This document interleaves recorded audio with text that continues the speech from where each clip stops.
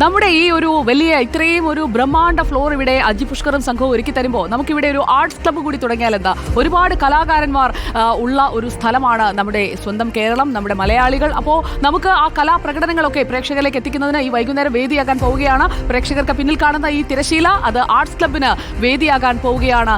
ഇതാ ഇന്ന് മുതൽ മന്ത്രിമാർക്ക് ഒരു ചെക്ക് വയ്ക്കാൻ പോവുകയാണ്. അപ്പോൾ പ്രകടനങ്ങളുമായി സജി ചെറിയാൻ അടക്കമുള്ള മന്ത്രിമാരും MLA മാരും ഒക്കെ മത്സരിക്കാൻ തയ്യാറാണോ എന്ന് ചോദിച്ചുകൊണ്ട് നമ്മൾ ലോഞ്ച് ചെയ്യുന്നു ആർട്സ് ക്ലബ്ബ്.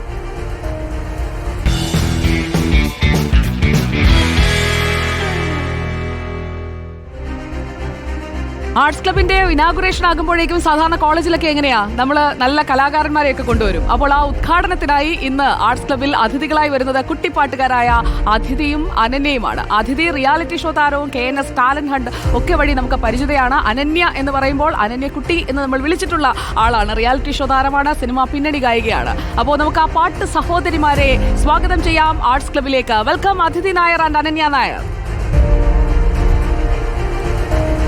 ഹായ്. ഹലോ. എങ്ങനെ ഗംഭീരായി പോകുന്നു പാട്ട് ജീവിതം? അപ്പൊ ഞാൻ പ്രേക്ഷകരോട് പറയായിരുന്നു നമുക്കിവിടെ നമ്മൾ ആർട്സ് ക്ലബ്ബ് തുടങ്ങാൻ പോവാണെന്ന്. അതിഥി കോളേജിലാണ് ആർട്സ് ക്ലബ്ബ് എന്നൊക്കെ പറഞ്ഞാൽ പെട്ടെന്ന് മനസ്സിലാകും. അനന്യ 7ാം ക്ലാസ്സിലായിട്ടേ ഉള്ളൂ, ആർട്സ് ക്ലബ്ബിലേക്കൊക്കെ എത്താൻ പോകുന്നതേ ഉള്ളൂ. അപ്പൊ നമുക്ക് ആ ഉദ്ഘാടനം അങ്ങ് നിർവഹിച്ചാലോ? റെഡി അല്ലേ? അപ്പൊ ഞാനത് ഉദ്ഘാടനം ചെയ്യുമ്പോൾ നിങ്ങളുടെ ഒരു ഗംഭീര പാട്ടും വേണം. നമ്മൾ ഒന്നിച്ച് ഉദ്ഘാടനം ചെയ്യുന്നു. അപ്പോൾ പ്രിയപ്പെട്ട പ്രേക്ഷകരെ, നിങ്ങളുടെ എല്ലാവരുടെയും ഒരു അനുവാദം ഏറ്റെടുത്തുകൊണ്ട് നമ്മൾ ഗുഡ് ഈവനിംഗ് വിത്ത് സുജയ പാർവതിയിൽ ഇന്ന് മുതൽ ഇതാ ആർട്സ് ക്ലബ്ബ്, ഇവരെ പോലെയുള്ള നല്ല നല്ല കലാകാരന്മാർ കലാകാരികൾ എല്ലാവരും ഇവിടെ വന്നു പോകും. ആർട്സ് ക്ലബിന്റെ ഉദ്ഘാടനത്തിലേക്ക് നമ്മൾ പോകുന്നു. പ്രേക്ഷകർക്കൊപ്പം പ്രേക്ഷകരാണ്, പ്രേക്ഷകരുടെ വാർത്താ വേദിയാണ്, വാർത്താ ഇടമാണ്. ആർട്സ് ക്ലബ് നമ്മൾ ഇതാ തുടങ്ങുന്നു. Over there.